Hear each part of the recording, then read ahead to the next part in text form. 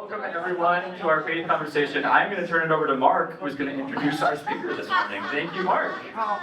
This is not going to be enough sermon. Okay, here.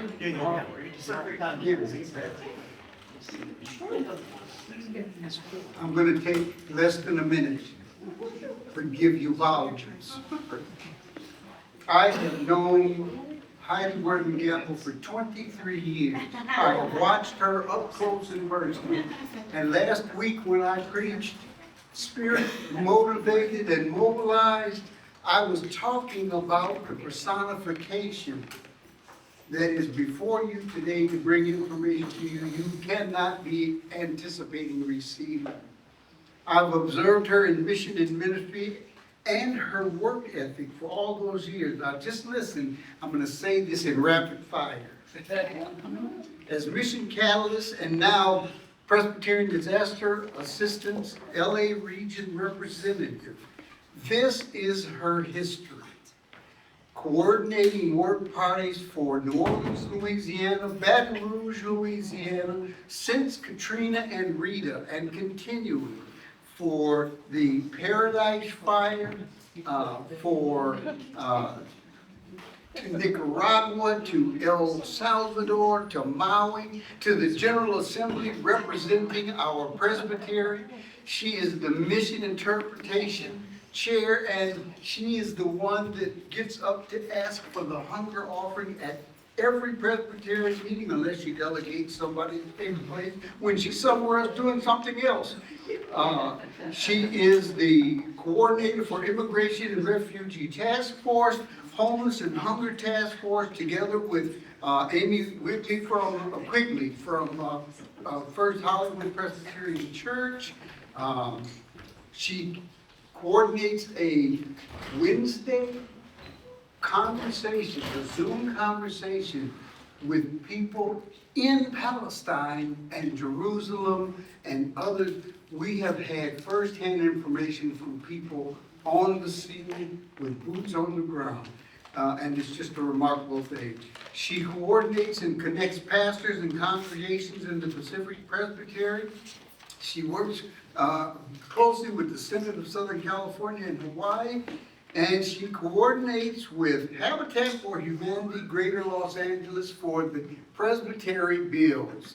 Now, I do want to tell you, she sent me a bio last night that had 1/10 of what I just gave you. And she is a remarkable resource and your friend, your sister in Christ, and I'm turning it over to her because she'll do a better job than you. Oh, you clapping for her. Oh, that was the best introduction I've ever had. Thank you, Mark. Well, I don't need to do the first part of what I was going to do, which is who I am and kind of how I work. I think you have a really good context for that. So thank you, Mark. I have been working for the Presbytery for almost 20 years, more than 20 years. And it was started out very part-time so that I could be a full-time mom to my 2 daughters, but they're now grown and gone and living in the Chicago area. So here I remain here in Los Angeles, and Presbytery of the Pacific, kind of I can't let go of y'all. I really have fallen in love with this Presbytery and this region of the country. So just to kind of help you understand how I think about my job, I network with our churches to do work collaboratively in mission, the trips and the immigration, and then I coordinate with regional interfaith and emergency management folks to work collaboratively and collectively regionally. And then I partner with our national PCUSA programs and staff, often sourcing grants that way and other wisdom and support. It's also usually pretty interesting for most folks to know that there is no mission budget that I work with in the Presbytery. There is no mission budget that I work with. I have to source or fundraise all of the money that we use towards mission, And I was adding it up several months ago just to kind of see how much we actually do source through the course of each year over the last 10 years, and it's been $100,000 per year on average for 10 years. So in my new position as the representative for Presbyterian Disaster Assistance in Los Angeles, which started on January 9th of this month, it sounded like a little too much to do. So I wanted to say yes, and I wanted it to be integrated into my work in Pacific Presbytery. But I did have to have a conversation with our general presbyter, Reverend Linda Culbertson, to say, okay, what's going to drop here? at least for the time being, while I put myself wholly into disaster response here in Los Angeles right now. So I thought I would begin in prayer. When I was preparing for this event today, I thought, how important it is to ground and root us in the present moment. I have been at a wildfire hub that the Emergency Network of Los Angeles, which is that collective collaboration here countywide that I've been working with, put together. We put it together for 6 days. And I've been praying with fire survivors all week long. And they have helped me understand that prayer is the way we are going to get through this. So let us pray. Oh, holy God, as we turn the corner at long last on these destructive fires, after 3 long weeks, finally 100% out as of a couple of days ago, we come before you today as a region in ruins, with toxic ash filling the air and the sea, with some of our most beautiful neighborhoods in shambles, with family homes and livelihoods and generational wealth destroyed. Oh, holy God, we may not have known how fragile we were. And so I pray this day, oh God, that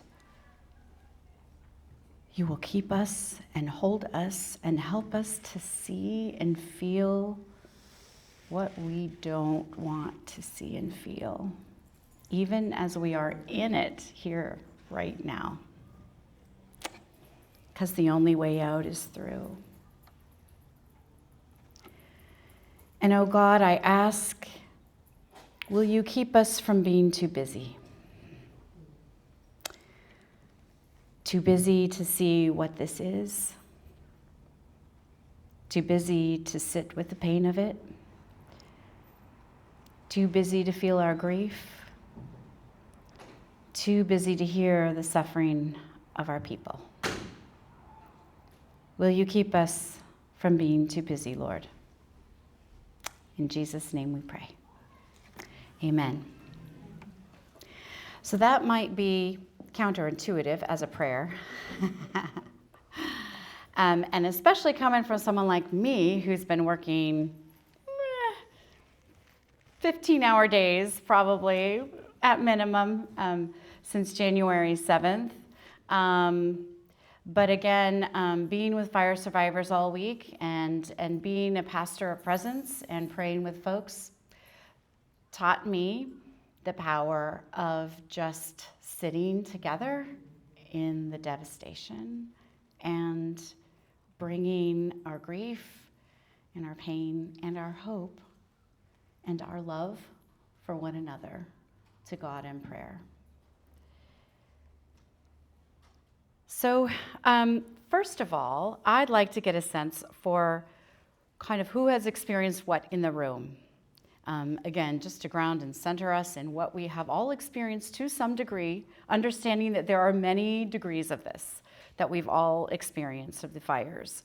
And only as you're comfortable, but just with a show of hands, again, if you're comfortable sharing, has anyone here lost a home or had significant smoke damage or other damage, windows broken, roof, smoke damage?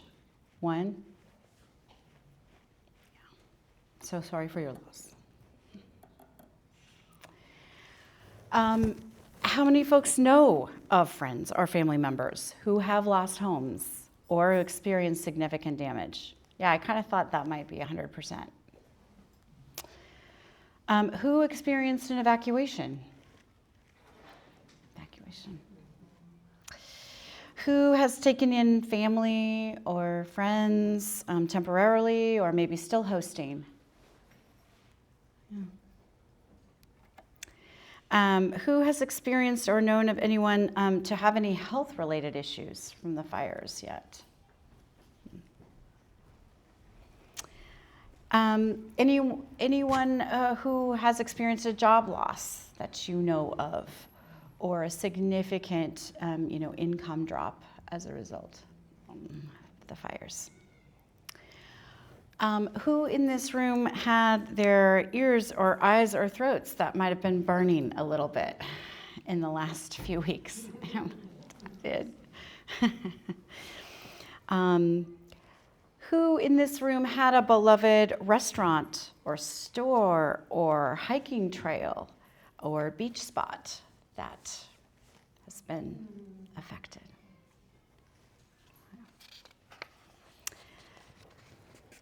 So I think it's important to acknowledge the truth of where we all sit here together today, right, in the reality of our own lives. And even if you haven't lost a home, recognizing that we are in a region that has experienced a major, major disaster. And that's just significant for us to understand, especially as it's very important for us to build a collective consciousness and understanding that we go together as a region through this. And we're going to have different capacities at different moments, individually and institutionally. And so I thought it would be helpful. Thank you for being so vulnerable to what you have already been through. I thought it might be interesting for you to know that here in our Presbytery, kind of the stats that we have so far. We have lost a church that I know you all know very well, Pacific Palisades Church, that has worshiped here for a few Sundays, and I thank you so much for taking them in and being that church of hospitality and partnership. We also have had our best guess so far. The numbers are still kind of rough, but we estimate that we have 100+ members in about 5 or 6 of our churches collectively who have lost their homes. And we have countless more who have smoke damage and other damage to their homes. That's a lot for one presbytery. Synod-wide, regionally, we have about 200+ members who have lost their homes, including in San Gabriel Presbytery, a handful of pastors who have lost their homes.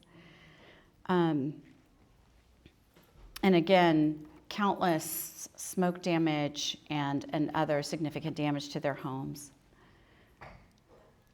I do want to say, I feel like it's very important to point out that it is remarkable that there was not more loss of life in this disaster than there was.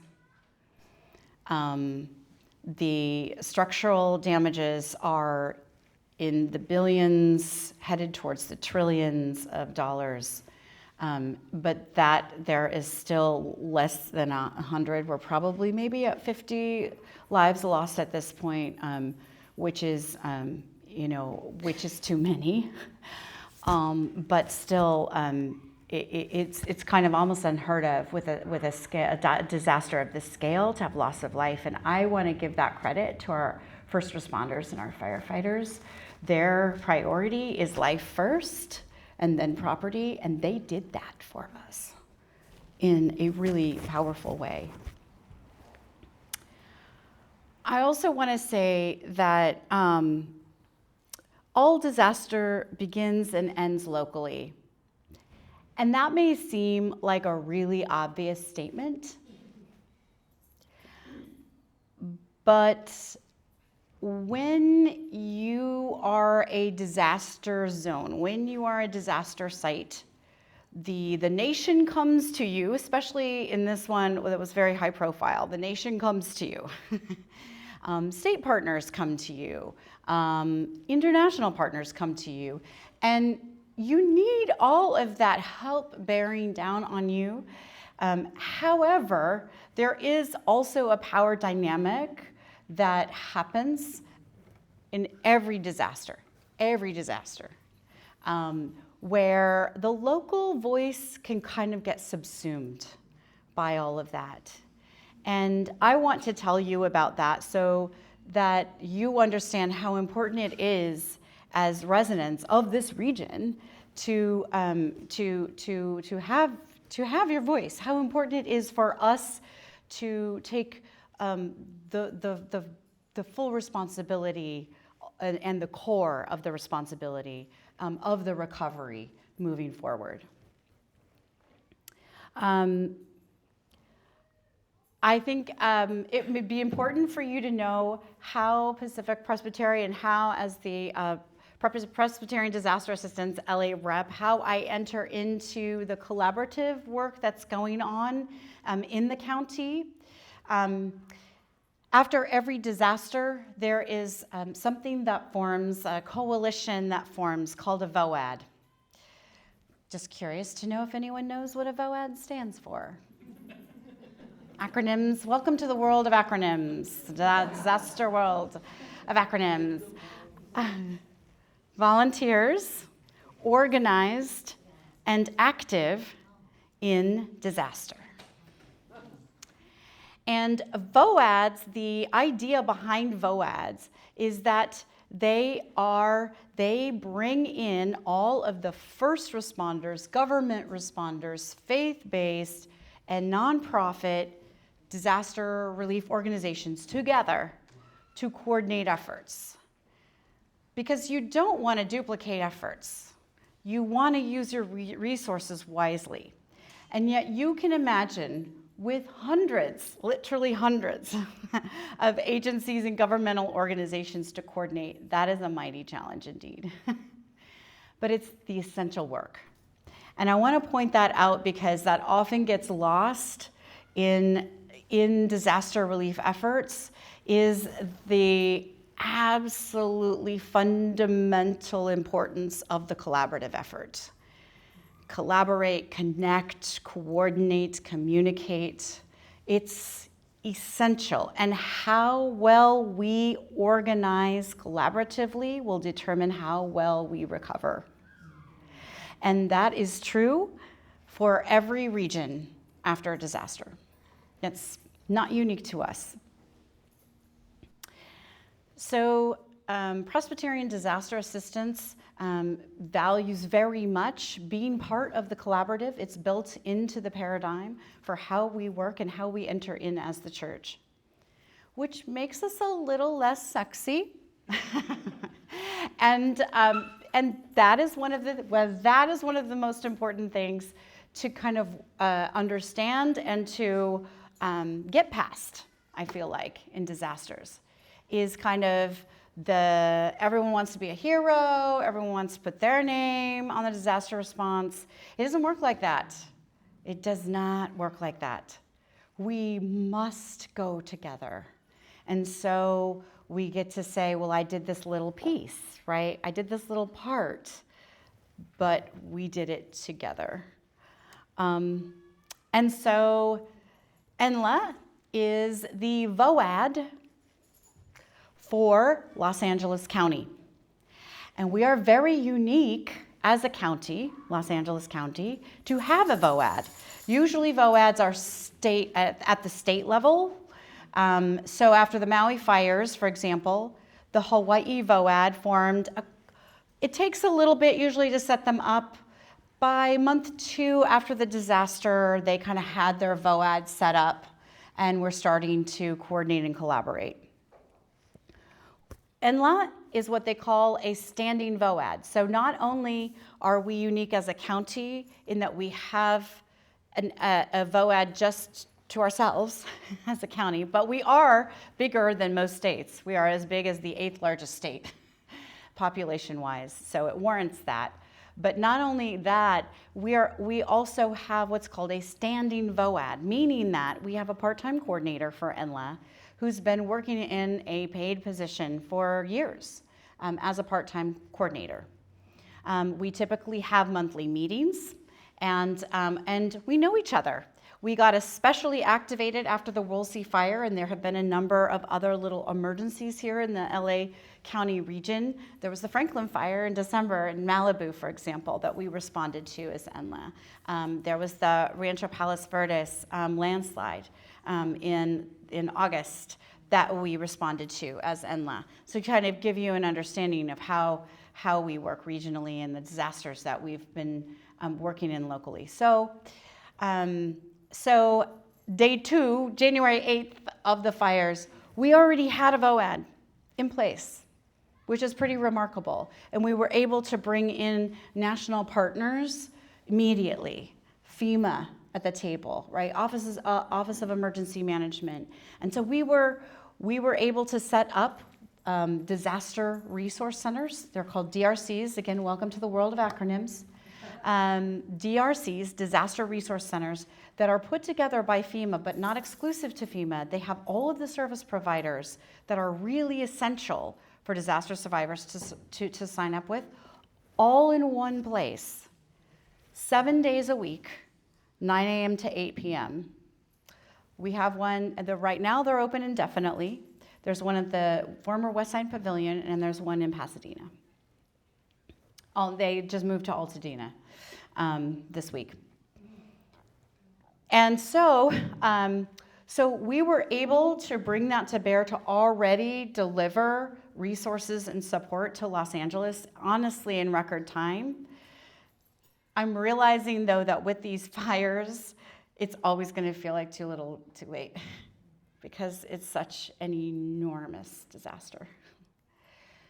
So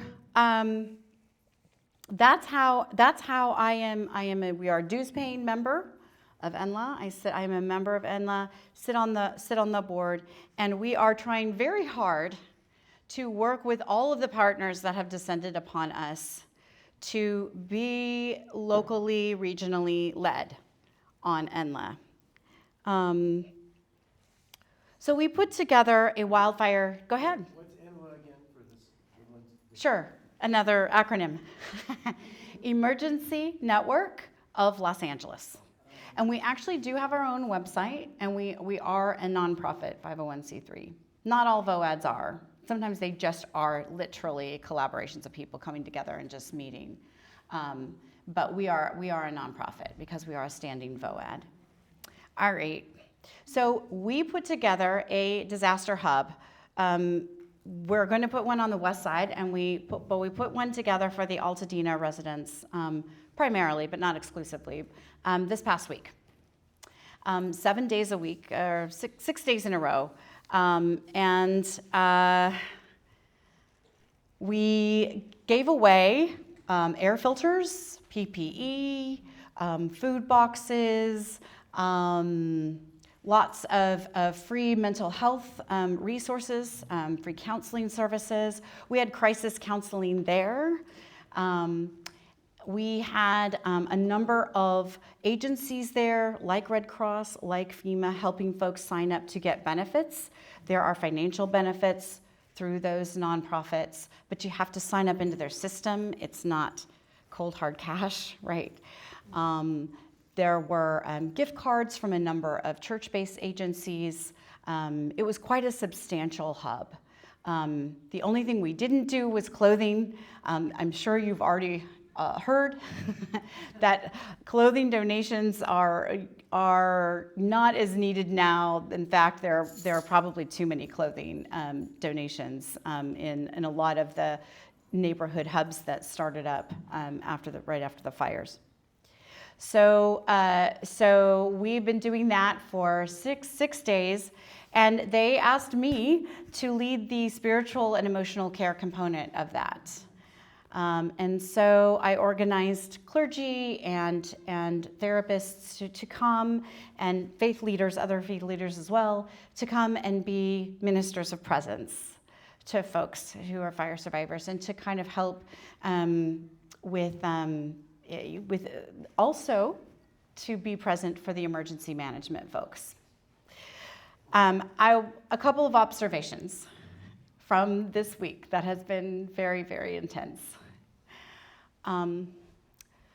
First of all is that having heard story after story after story, folks are feeling very stripped of their lives and resources. And in the case of the fire survivors that I met with this week, it wasn't just a home that was lost. It was multiple generations of a family living together who are now homeless. Or, not necessarily bunking, or not necessarily living on this. Some are living in their cars, some are living with friends, right? They really have no idea what to do. Another observation is that Altadena is unincorporated LA County. And I found a profound lack of information being given to residents of that region. I'm very, very concerned that they aren't getting the information about how to do cleanup properly, about how to, about the benefits that they have coming to them. That they should sign up for. There was a lot of energy around the donations, but I really spent a lot of time talking to folks how important it is to sign up for the benefits that they have coming for, that they have the right to. And it's a little bit harder sell, I think, because how do you trust you're going to get that? And is it really going to help? And all the paperwork. But if you're working with a fire survivor, it's really it's like a patchwork quilt that you've got to stitch your life back together with, and you want to take advantage of all of the benefits and services you can. Another observation is that our emergency personnel are very overwhelmed. And that may be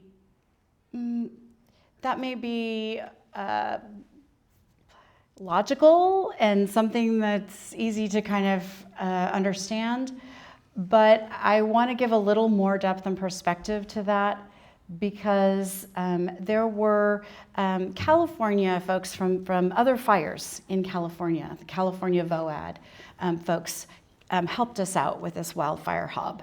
And they have been responding to fires all up and down California, many of them for years. They were coming to us, weeping, halfway through the week last week, weeping. Because of the numbers, thousands of people that we had to turn away, even though we served thousands of people, each day we reached maximum capacity before we even opened.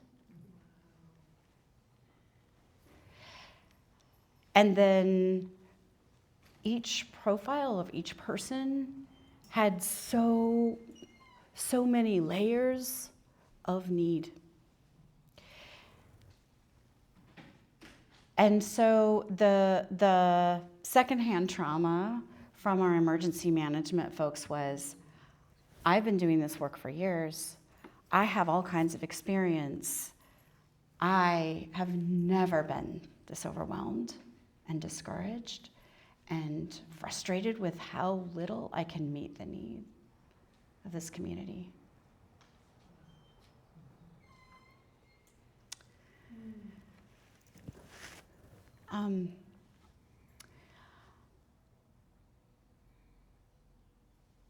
And so I grew up a lot this weekend.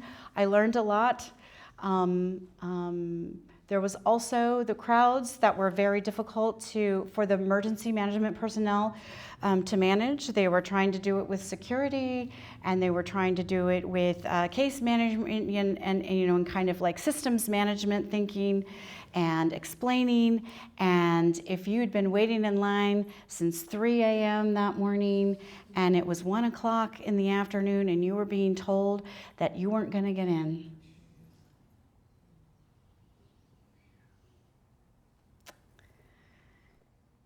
anyone would have a hard time with that. And so our emotional spiritual care team was called upon to do some crowd mitigation, because we even had some really difficult incidents happen. And what we found as we looked at the crowds, and I looked at my colleague, and we said almost at the same time, why don't we start by giving them a bottle of water? And so we just started getting bottles of water and going down the line, and would you like a bottle of water? Almost everyone took us up on it.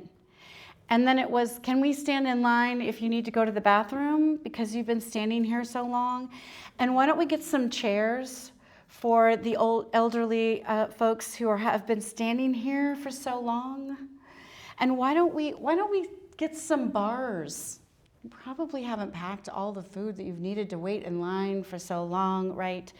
Giving bars away, and then tears and stories and listening and sharing and praying started to happen. And I felt like in that moment, it really focused the recovery for me and for us here, that this is horrific, and we're going to have to sit in a lot of suffering for a long time. But if we can go together and we can give each other a drink of water and care about one another and love on one another the best we can, we'll be okay. Maybe not completely okay. We'll be so much better. It was remarkable, the energetic shift in the whole event. Because we were also asking the security guards, right? Are you thirsty? Or the coordinators, the case managers behind the computers, do you need a bar? Are you hungry? Have you had lunch, right? And so all of a sudden, like, human community just started to happen. And so I feel, I really want to tell this story. It's still very raw, but I want to share this story with you because it's really so much, I feel like, for us to work with going forward. I think the answer is, there's so much complexity, but I think ultimately the answer is very simple.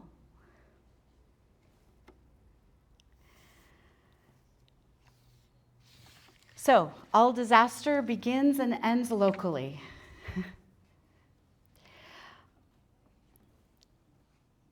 One of the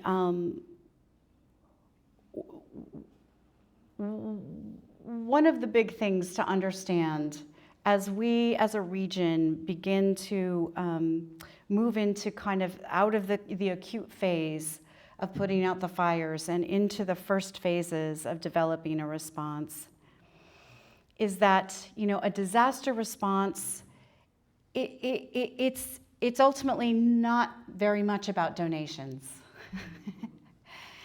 It's ultimately not. And I know that's what a lot of us think and what we see, and the media will kind of put a whole lot of attention on the very first couple of weeks or few weeks, right? And there's so much more. There's so much more. It's like the tip of the iceberg. The iceberg is what we got to know and what we got to be a part of, and what we need to be part of, and what we need to be about here. Another thing I want to say is that responses it's going to take years, not weeks, not months. No matter what you're assured by on TV, it just won't. It can't happen. It's not possible. And I'll give you a story from Maui, having just been there for their 1-year anniversary in September of this year. And I was there just a couple months after the Maui fire started last fall as well.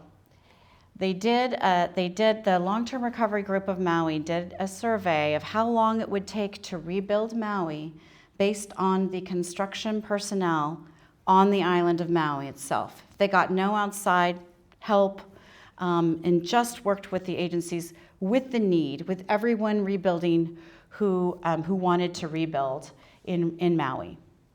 It was going to take 17 years. Maui. That's a tiny island. We are a basin of 12 million people with 110,000 approved FEMA applications so far and counting. So I just want to give you perspective that when I say years, actually what I'm thinking more of is a generation. And I don't mean this to devastate you, but rather to, and maybe it will anyway, but to understand we are in it for the long haul, and to not be surprised by that. And we want to do it as quickly as we can, but we also want to do it as carefully as we can. This is very toxic ash. We want to dispose of it very carefully, or then we're facing a health crisis, right? We really want to be very, very intentional about every step here. And sometimes it's worth waiting a little bit more on the front end to make sure that those proper measures are taken.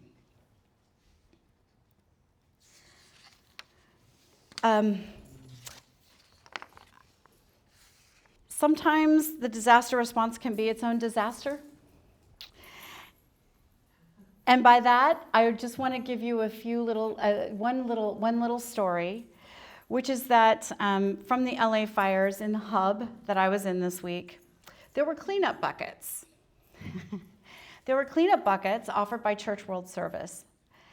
And the fire survivors that I was working with were like, those cleanup buckets are great, but where's the PPE? Where's the hazardous waste? Where are the gloves? Like, I'm given Pine Sol and a scrubber, and that seems appropriate maybe for a flood, but not for a fire, right?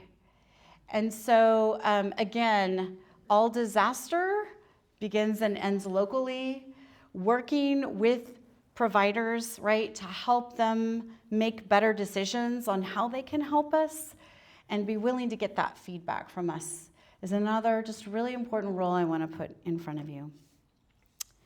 All right. So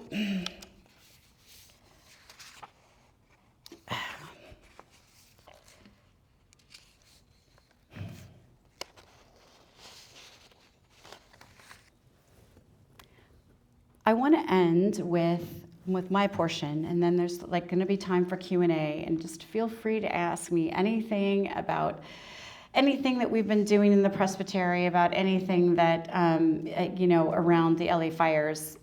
And if I can't answer it, I can't answer it. But I do want to hear your questions. But I want to end this time with talking a little bit about the role of the church. Because the church can play a really, really pivotal, critical role in times of disaster. We do community, and we sing, and we gather people together, and we have meals together, and right?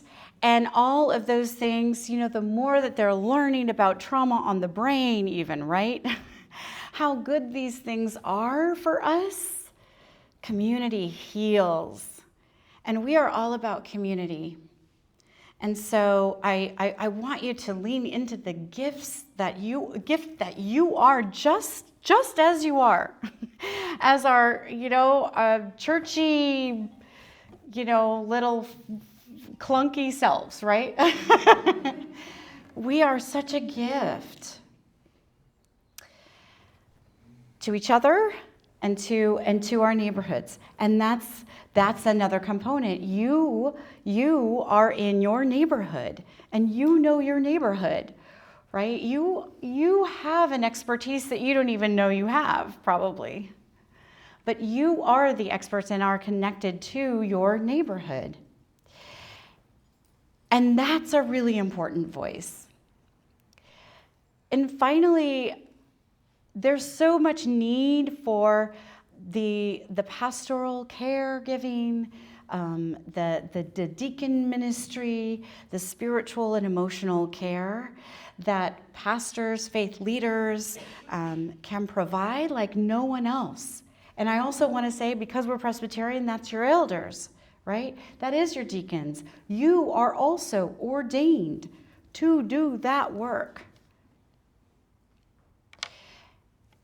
It can't be overemphasized. I really was. I was reminded over and over again. Here we were the only table at this wildfire hub, the spiritual emotional care table, that didn't have really anything to give away or to offer, and yet we were the one that was called upon constantly, right, for help.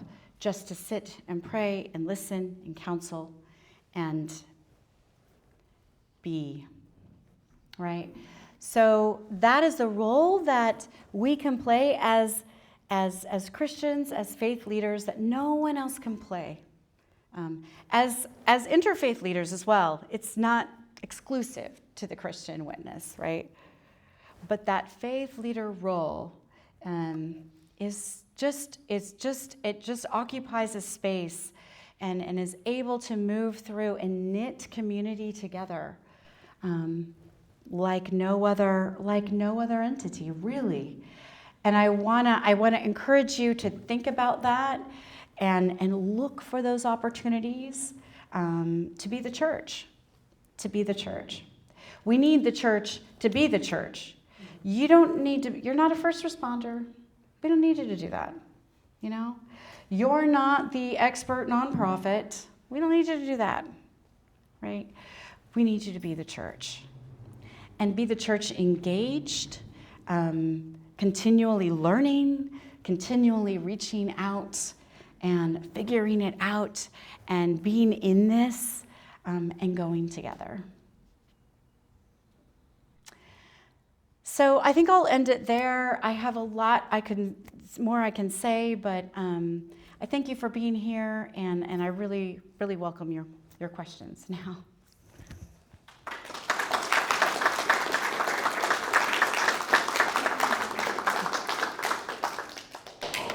Heidi, as we generously donate to Presbyterian Disaster Assistance, can you explain what those funds do? Because you have all these other groups coming in together, so help me understand where my dollars are going. Yeah. Presbyterian Disaster Assistance enters in a few key ways. One is through our national response team. Those are highly trained volunteers who in disaster moments, and by the way, if you're interested, they are looking for more NRT members. Again, the world of acronyms, the PDA NRT, National Response Team. Highly trained and specialized volunteers. They go through a 2-year training. And they have extensive experience, many of them, in responding to Red Cross shelters, right, entering into Red Cross shelters. I've been placing them in our disaster resource hub because we have emotional spiritual care there.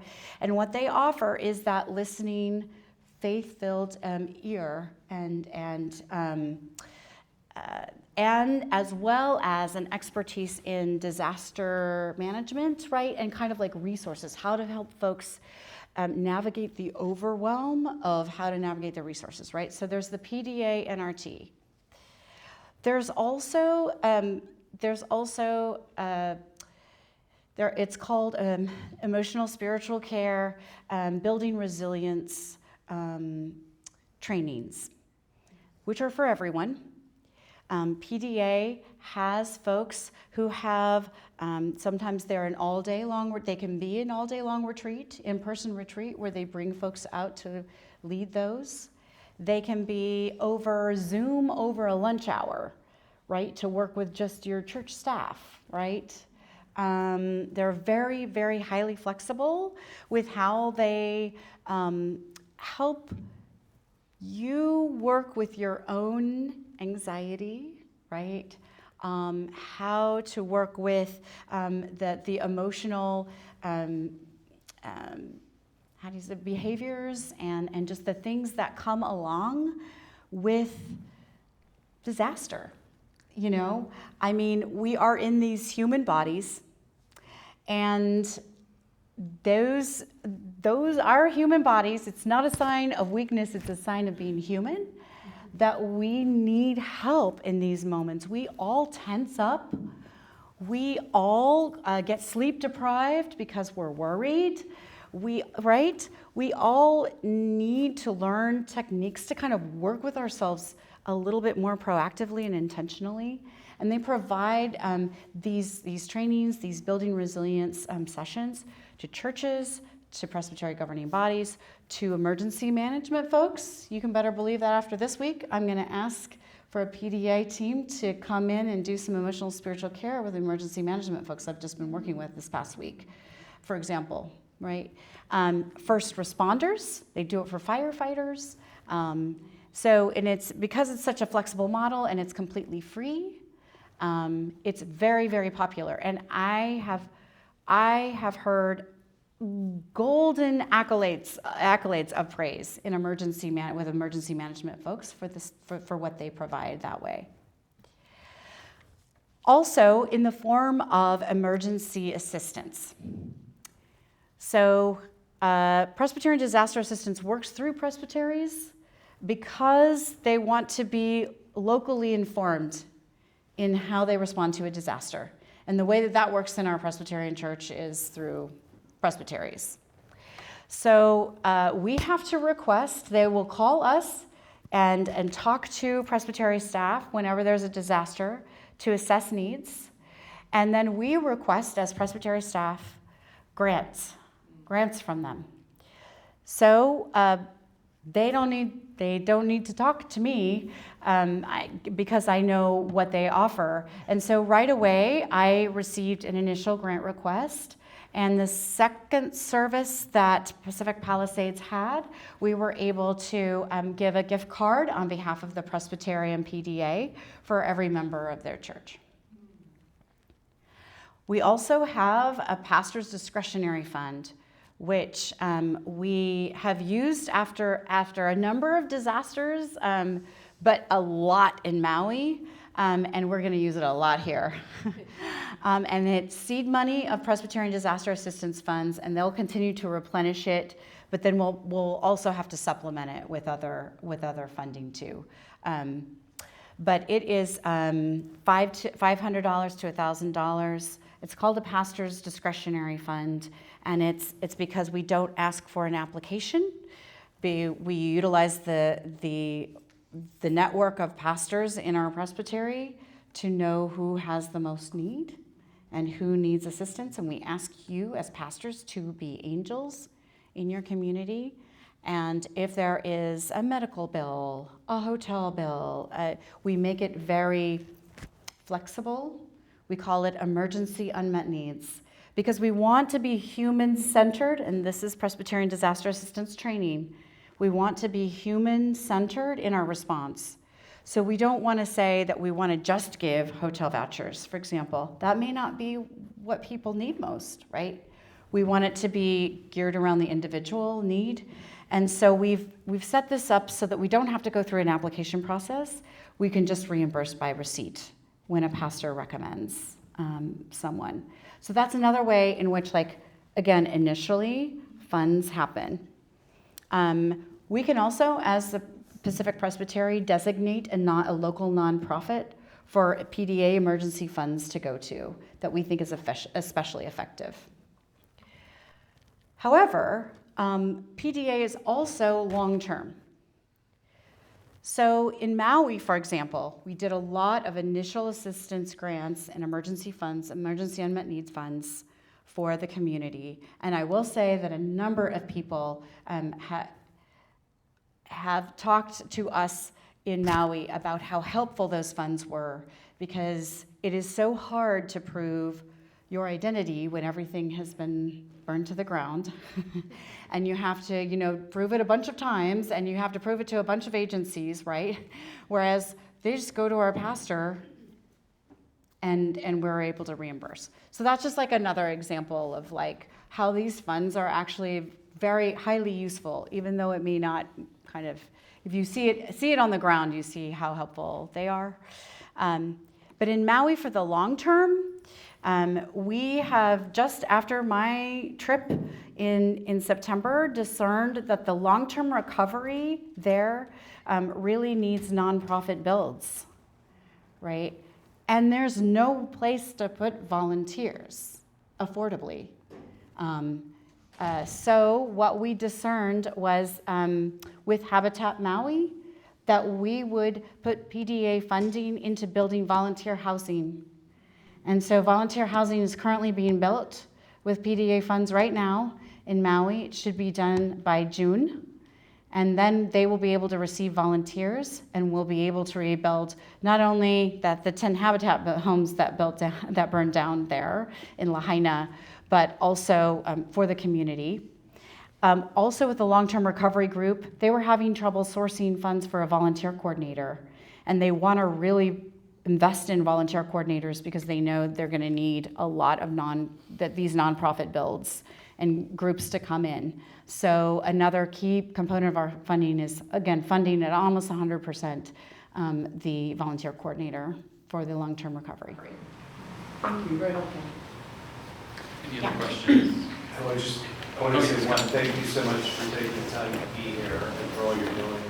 For people who are looking for assistance, as people are out there probably overwhelmed with different options, and is there one place or one part of a website where you can go, where you can tell people, like, here's the best place to go to kind of get a summary of all that's available? Mm-hmm.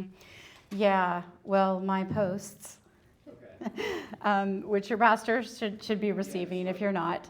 But what I honestly highly recommend is going to the disaster resource centers. And I'll tell you why. They have people you can talk to behind those tables. They're they look very boring.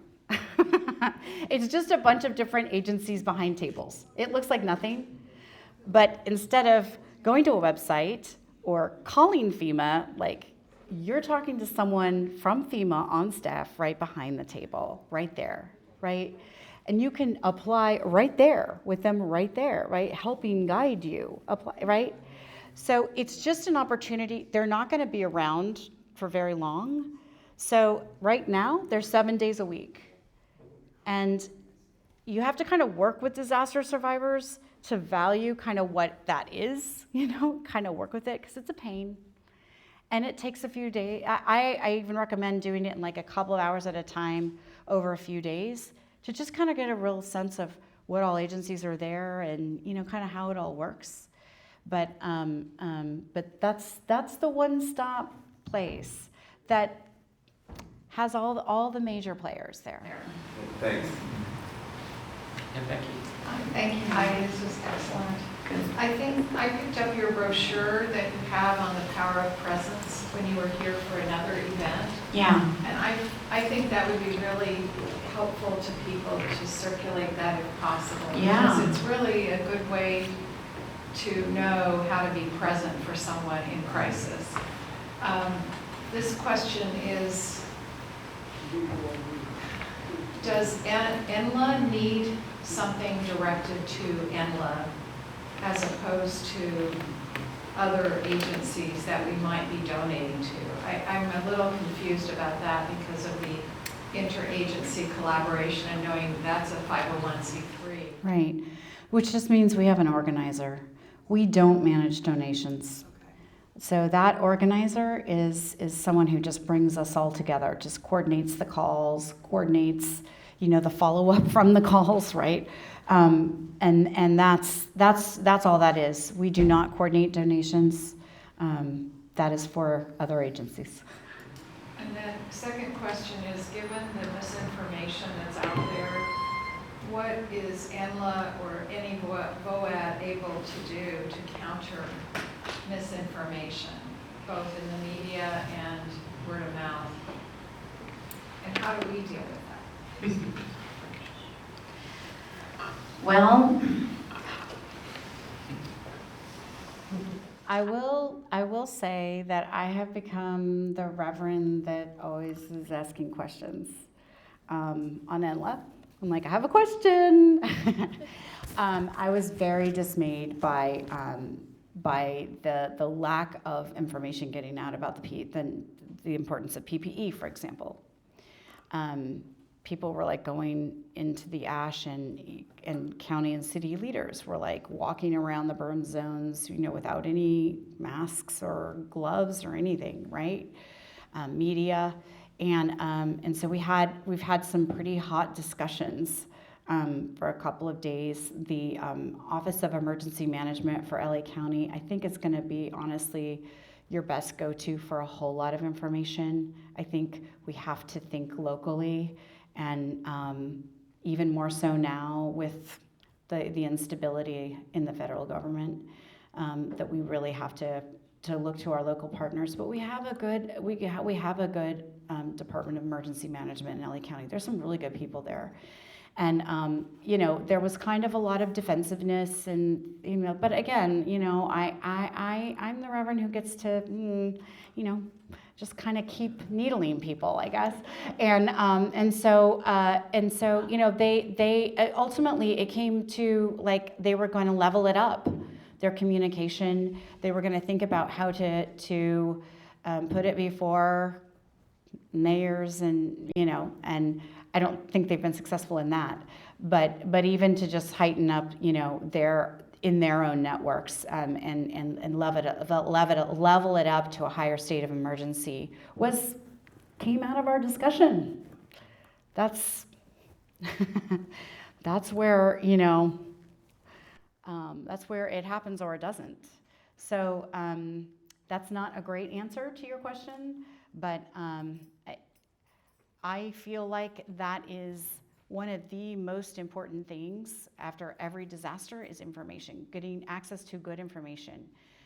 There's something about disasters where it just everywhere. It just flies out the window. I am not sure what this phenomenon is, but that's why I stay committed to really focus on informing the Presbytery right away. That's about all I feel like we have control over, those kind of two things. But that's, and getting good information out to the people And if you have any other ideas, let me know. We're in this together. We're really building this ship as we sail it.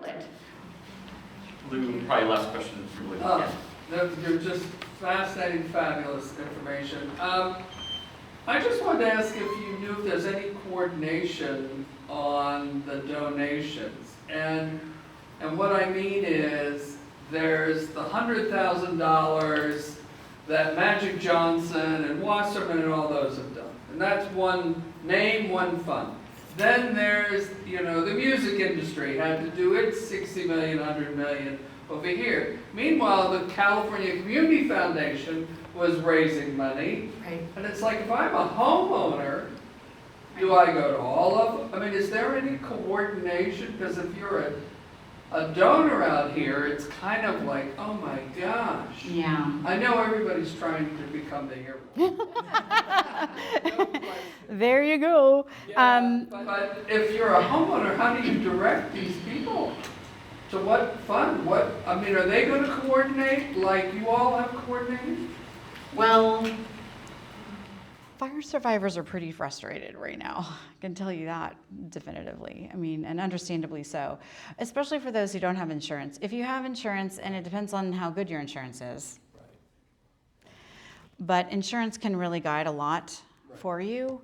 But if you don't have insurance or you're a renter, right, it is tough. It is so tough to navigate this world. And there, Lou, I don't have a good answer. I just don't. We were talking about it at the office. It's like, oh my gosh, I mean, it's so confusing. It is so confusing. There is, I will say, there is Mutual Aid of Los Angeles is coordinating donations. So, but those are those are physical donations. And LA Works, again, these are folks on INLA. LA Works is coordinating volunteers, because that's another thing that gets really unwieldy very quickly. And I would just add that the Pasadena Chief of Police, we know him well, and during all this, Kathy and I sat and talked to him, and what do you need? He said, we need nothing, but what we do need is spiritual help. Yes. Oh, That's exactly what he said. We don't need anything else, but Kathy, we need spiritual help. Get them out here. Yeah. And that was the Chief of Police. Wow. Well, that really matches with what I just experienced. Exactly. Heidi, on behalf of WPC and all of us here, thank you.